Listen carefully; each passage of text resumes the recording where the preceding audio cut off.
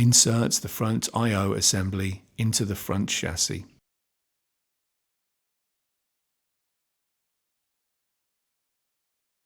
Connect the front I/O assembly cables to the system board.